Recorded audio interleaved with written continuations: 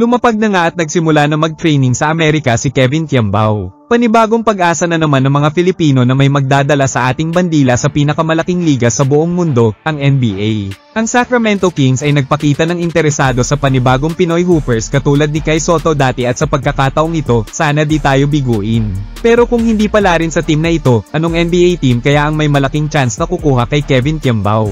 Based in their team needs na isang stretch forward, Detroit Pistons. Ang Detroit Pistons ay kilalang nagre-rebuild at laging naghahanap ng young talent na may high basketball IQ. Sa versatility ni Kevin Tiambao bilang stretch forward, bagay siya sa system ng Pistons na gustong i-develop ang floor spacing at ball movement. Mahilig din ng Detroit sa mga under-the-radar prospects na kayang maglaro ng maraming posisyon. Malaki ang posibilidad na bigyan siya ng Summer League invite para mapatunayan ang kanyang value. Kung mag-perform siya ng maayos, baka makakuha pa siya ng two-way contract. Sacramento Kings. Malakas ang koneksyon ni Kevin Tiambao sa Sacramento Kings dahil sa kanyang training sa lungsod kung saan naroon din si Coach Jimmy Alapag. Ang Kings ay isang team na bukas sa international talent at gustong magdagdag ng depth sa kanilang forward rotation.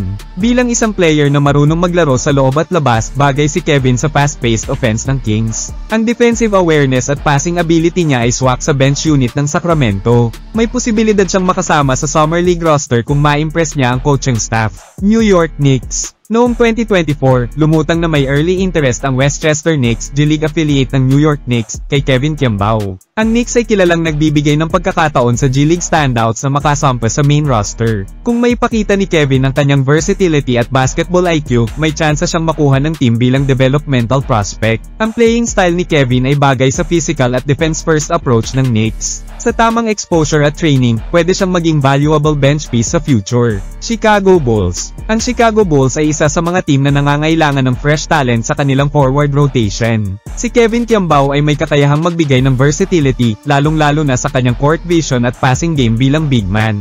Swak siya sa sistema ng Bulls na gusto ng movement-heavy offense at switchable defenders. Kung bibigyan siya ng chance sa Summer League, maaari siyang makaagaw ng pansin sa kakayahan niyang maglaro ng multiple roles. Ang Chicago ay kilalang tumitingin sa potential at hindi lang sa hype. Orlando Magic. Ang Orlando Magic ay isang team na puno ng young core at mahilig kumuha ng malalaking players na may playmaking skills. Si Kevin Tiambao ay babagay sa ganitong setup lalo na sa kanyang laki, versatility, at court awareness. Kilala ang Magic sa pag-develop ng international players at magandang platform ito para kay Kevin. Maaari siyang gamitin bilang utility forward na pwedeng magbigay ng bench production at solid defense. Ang Magic ay open sa pag-explore ng non-traditional prospects gaya niya. Golden State Warriors. Ang Golden State Warriors ay kilalang team na pinapahalagahan ng basketball IQ at ball movement, dalawang aspeto kung saan mahusay si Kevin Tiambao. Ang sistema ni Coach Steve Kerr ay bagay sa isang unselfish player na marunong magbasa ng opensa at depensa. Bagamat loaded ang Warriors sa veterans, palagi silang tumitingin sa young players na pwedeng i-develop sa G-League. Si Kevin ay maaaring i-assign sa Santa Cruz Warriors kung saan matututo siya sa system. Kung magpakita siya ng promise, may tsansang makasampa sa main roster bilang stretch forward.